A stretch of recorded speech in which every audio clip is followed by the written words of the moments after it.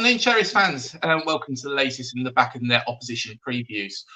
Following the 1-0 victory against a very spirited Wycombe, we travelled to Kenilworth Road to visit Luton Town.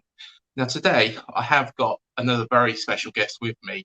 Our guest has been playing professional cricket since 2001. He's played for Northamptonshire, Sussex and Essex at county level.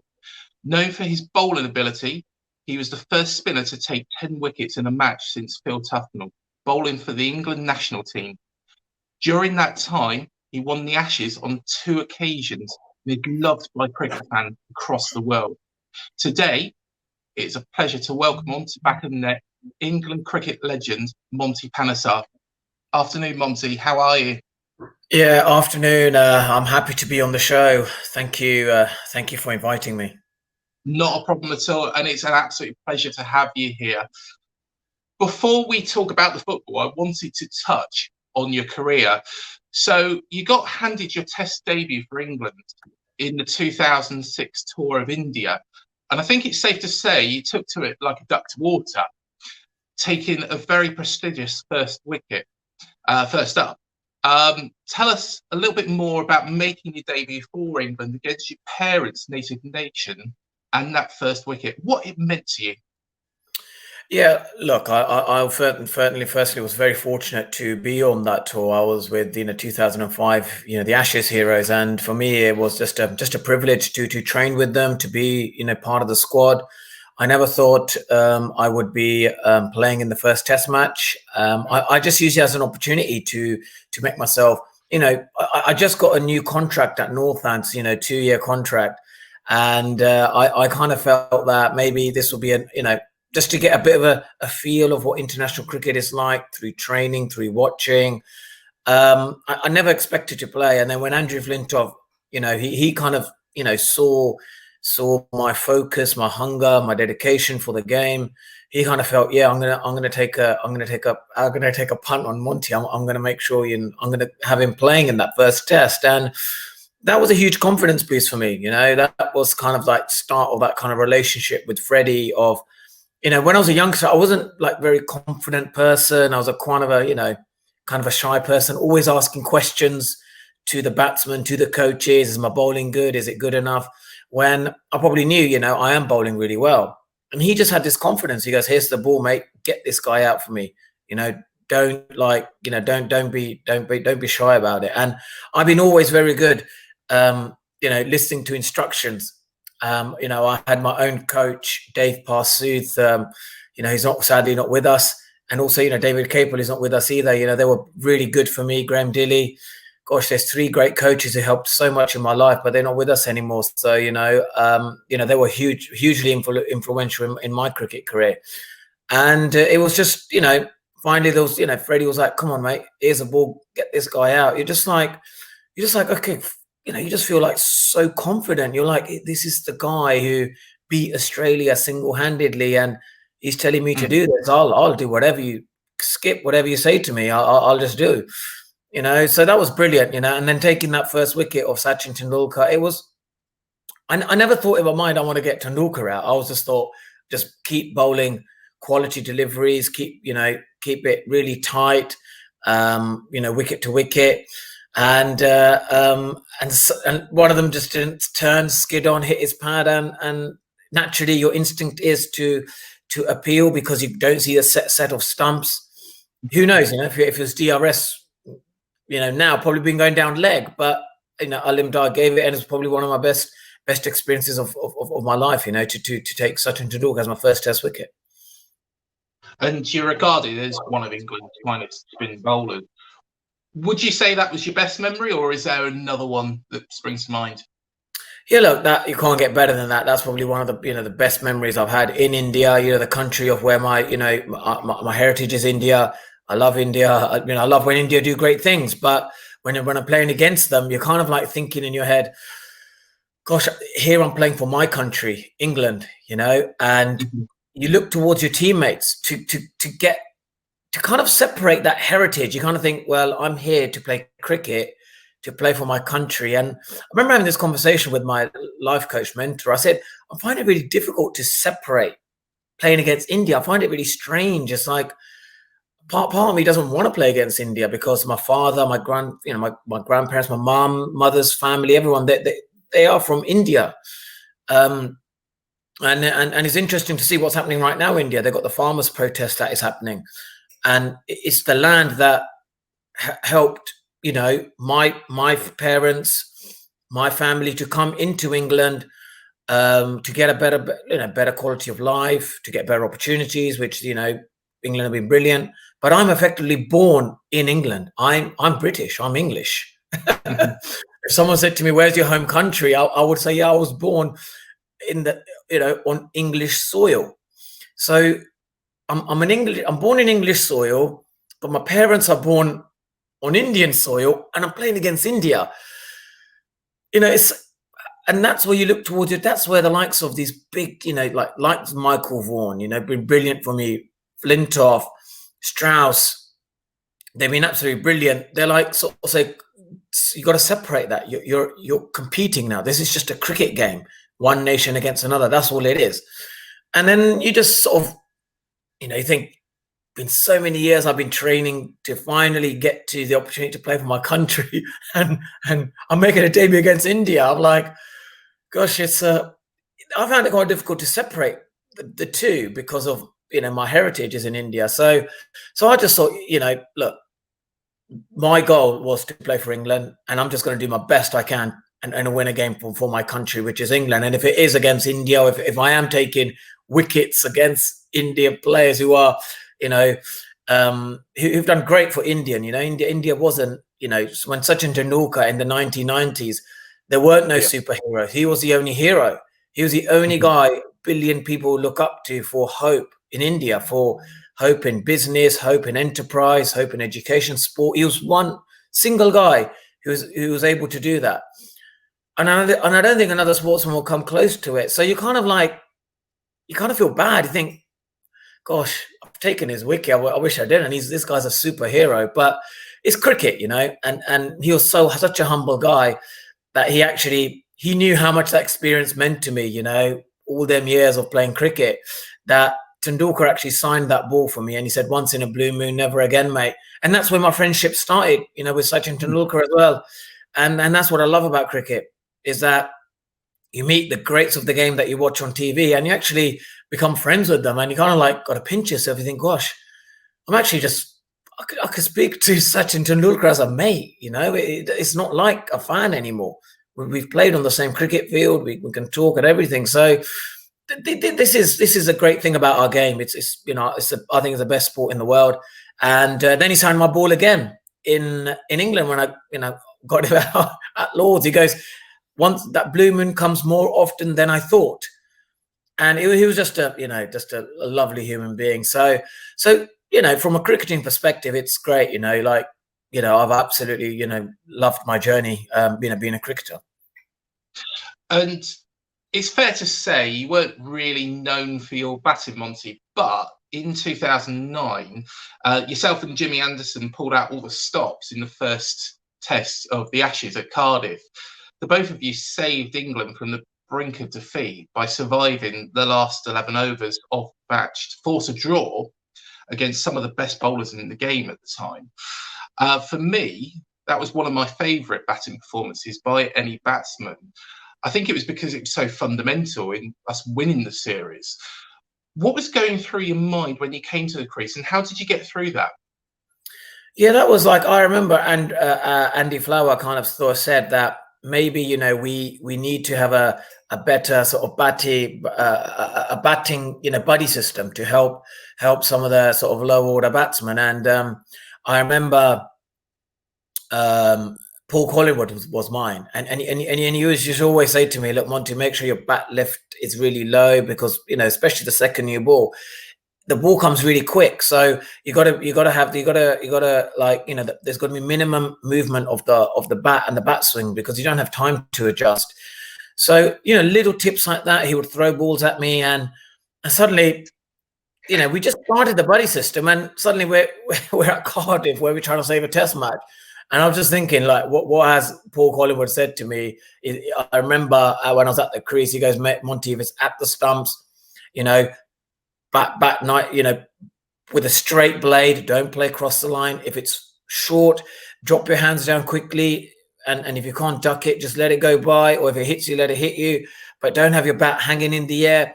So little comments like that is when you're in the heat of the battle, it's the small little comments that go through your mind where you think, okay, I'm going to focus on the ball. And my game plan is, if it's at the stumps, play straight. If it's short, the mind quickly processes that, drop the hands down quickly, then watch the ball. And then in a way, you're kind of like thinking, I hope my batting buddy is watching. And obviously, he is. But I think it was the start of Andy Flower's reign as well, because he had great ideas. And this was probably the first one, the batting buddy system and many other things that he can able to put together. And it kind of showed how valuable that was. And being with Jimmy Anderson, which, makes me feel really proud, because I think he's probably is the greatest cricketer we've had, English cricketer. And to be with him in part of that history of saving a test match, it's great to be part of that history with him. And finally, before we discuss this weekend's game, you played, of course, alongside another Luton Town fan in Sir Alastair Cook. I believe you made your debut in India with him. Did you ever go to Kenilworth Road with him? No, I've never had the chance to do that, but we were, he was from Bedford School, I was from Bedford Modern, and we never played, against each other. But I remember playing a second team Essex match, Northants Essex, and he wasn't he was a young cricketer then, and he wasn't a great player of spin, and he gloved it, and I got him out. But he was a very quick learner. He was able to work out, right, these are the mistakes I'm making, right, how do I correct it? What's my method of attack? And then and he was very good at developing methods for each bowler, batsman, work it out in his mind, and then get his game organized. He was able to do that very quickly. And he did that with every bowler, every batsman. And I remember making our debut together. So he's been brilliant, he's been brilliant through the as a cricket, what he's done for this country. He's been, but one of the things that stands out about him was his fitness. He used to, I don't think anyone beat him on a yo-yo test. It's 50 shuttles. It's a passing test. I think the highest he did was 77, and I probably got to about 60, 62 maybe on my best. But he was phenomenally fit, very fit athlete, and I think that's something that we all admire about him, because that kind of that mental toughness, that mental edge, that he knows that he's ahead of the pack of everyone else. And there were times where he would play a long innings and he wouldn't sweat, and he'll just bat. So he's been a brilliant servant for English cricket, and again it makes me I feel very proud to be playing alongside Alastair Cook, to make my debut with Alastair Cook.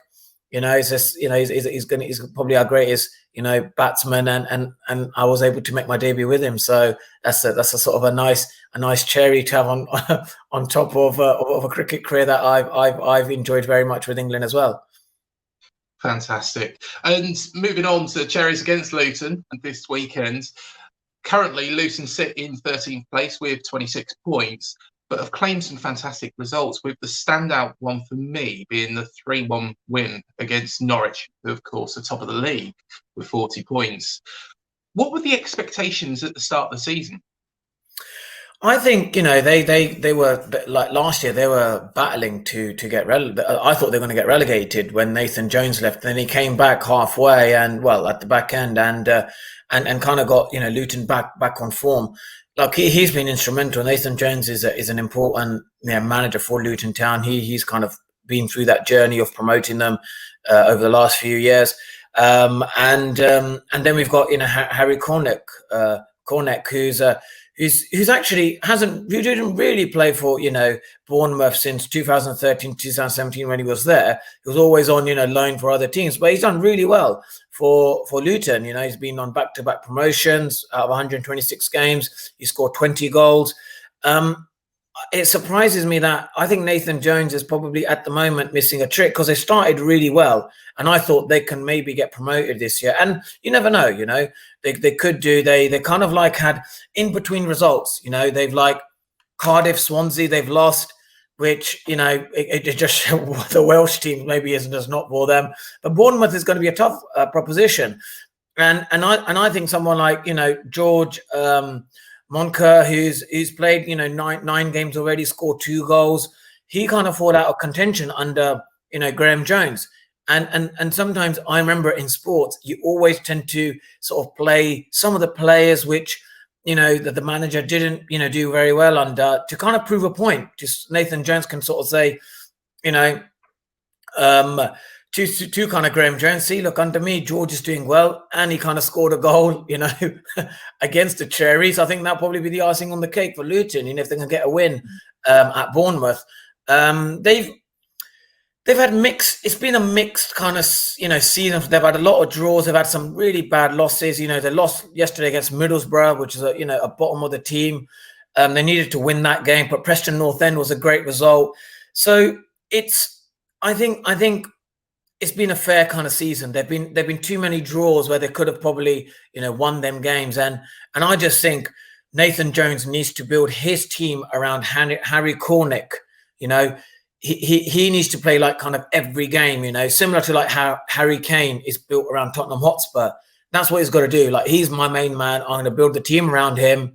First, maybe 45, 60 minutes, up to 70 minutes, let him play. And if we're in a winning position, right, I'll sub him. Okay? Because he's been instrumental, you know. He knows how to build this team together. So I think that's where it surprises me. You know, against Coventry City, he brought him on. He brought him into the game. He played him, you know, and before them, he wasn't really, you know, playing him much. So I think there's a bit of inconsistency. I think Nathan Jones needs to sort of think, I need to build my team around Harry Cornick, right? He's going to be the main guy because he is one of the most senior player in that team. And then we build the team around it, have a consistent side. It's been a little bit inconsistent, but in general, look, if they want to get promoted, they need to find a way of scoring goals, you know, and they need to score goals early, especially in the first half. And do tell us a little bit more about some of the other players in the Luton team. Yeah, so there's some of the other sort of, you know, great players, you know, that Luton Town have. But look, we've got, you know, O'Kane as well, you know, O'Kane, who's, you know, another sort of cherry player. You know, he was in a part of the cherry, but it's this is kind of, you kind of get the sense that there's a few cherry players who probably be thinking, you know, I'd love to beat Bournemouth just to sort of, you know, a trip, you know, to cherry, they win the game, and it's something for Luton Towns to enjoy, you know, a trip back home. And how do you think that Luton will set out to try and stop Bournemouth, considering how well we have been playing recently?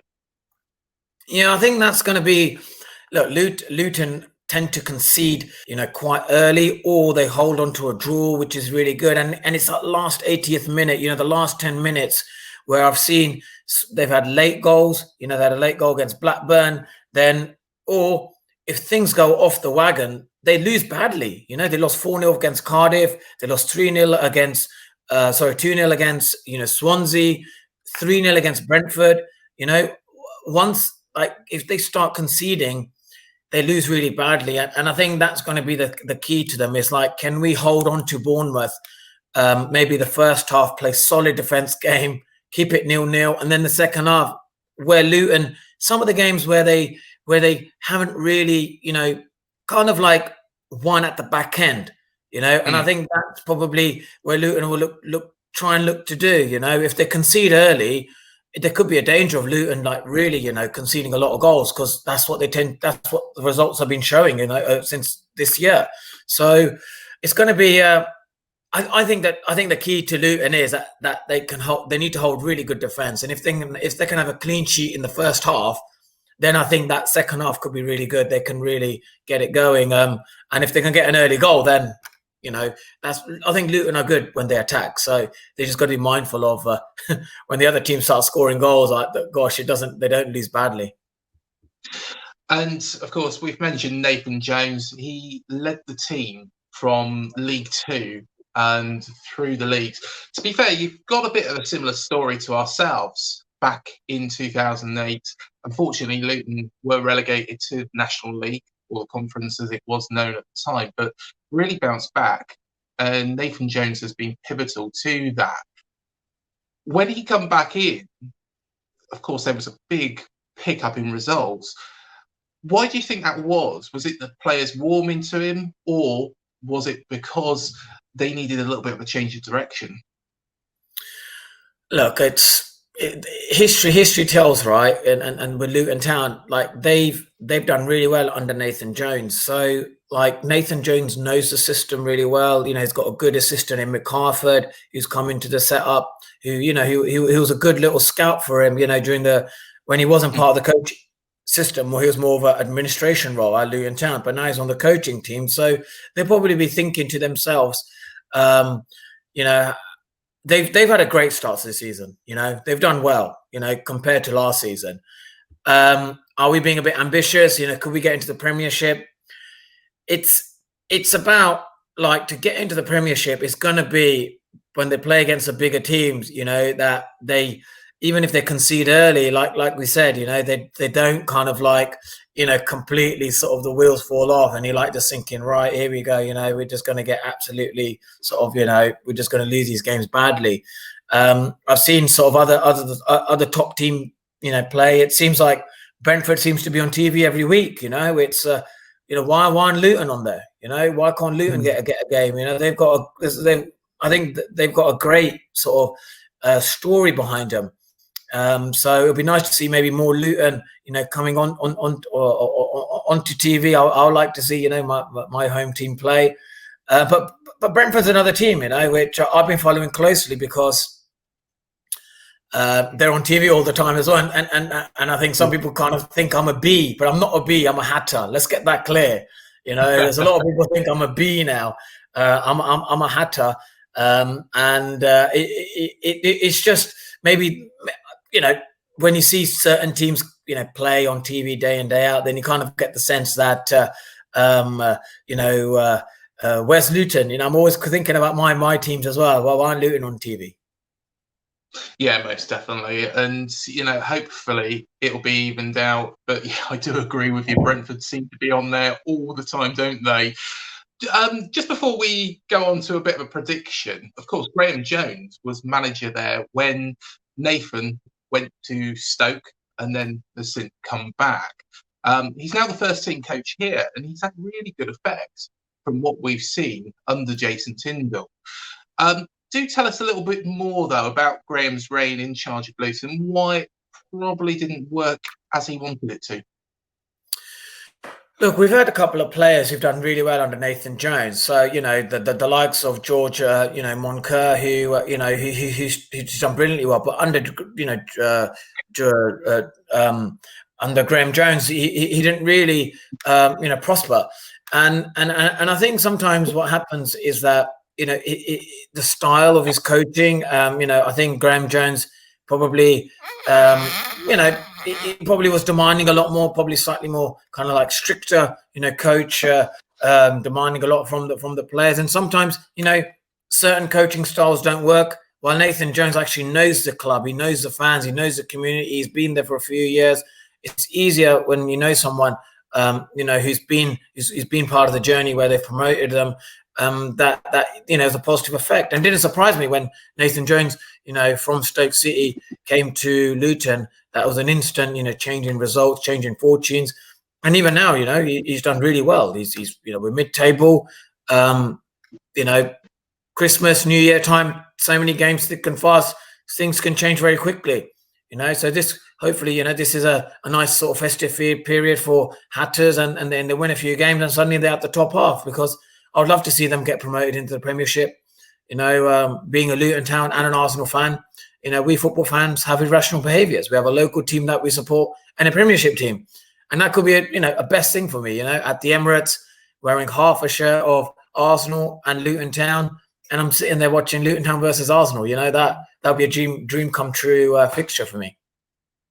And why can't it not happen? Because let's be honest, what's happened to us and how Eddie Howe brought us through the leagues, you know, it could happen to any club. And why not Luton? It'd be a fantastic story. Before I close the show, I've got to put you on the spot, Monty, like I do with everybody. What's your prediction for the game? How do you think it will go? I think Luton will win. I don't think you like the sound of that, Craig, but yeah, I think Luton will win. Luton, they've lost a game against Middlesbrough where they had so much more possession. I think it was like 40% possession. They had so many more shots on target, couldn't get any through. They'll be hungry. They'll be very hungry to prove wrong. And I've seen in sport when you don't do well in one game, there's a lot of like competitive energy. There's a lot of anger inside, and it's the way you channel that energy. And hopefully these players will be thinking, you know what, let's go to Bournemouth, let's beat Bournemouth, because we've had a bad result against Middlesbrough, and that's what sometimes happens. So I expect actually Luton to be the more competitive team because of their loss against Middlesbrough. And to be fair, we've got to be cautious of Luton ourselves, because look at what you've done to Norwich. Beating Norwich 3-1 earlier on in the season, absolutely fantastic result. Not many teams actually come away from a game against Norwich with 3 points. So yeah, it's a game I think that we've got to be very, very careful of, and Luton can hurt us, and especially Harry Cornick will probably want to get one over on us as well. But thank you so much for joining me today, Monty, on our opposition chat. It's been an absolute pleasure to speak to you. Very best for the future and for the rest of the season as well, mate. Thank you very much. And, well, good luck to Cherry, but let's hope Hatters can be the winning team. Thank you, Monty. So thank you again for joining me on this Back of the Net Opposition Chat special. Before we go, I'd like to thank Steve Hensman for his input into this interview as well. Do remember, after the game, we will have our free-for-all, which will happen directly after. So just follow the links and subscribe and like the channel, and you'll be able to find all the details for that. Also, Tom Jordan will be back with his player ratings. Also, just before I go today, I do want to give a special mention to Talking Cherries, who are doing some fantastic work relating to mental health at the moment. And it's so important during these unprecedented times. And they smashed their target on the Step Up Challenge. Please, if you are ever feeling low or with nobody to talk to, please get in contact, because it's important to know that as part of this football family, we're always listening. Never feel like you're suffering alone. And that goes for all football fans, not just those that support our club, because we are all in this together. But until next time, up the cherries, and I'll see you in the next video.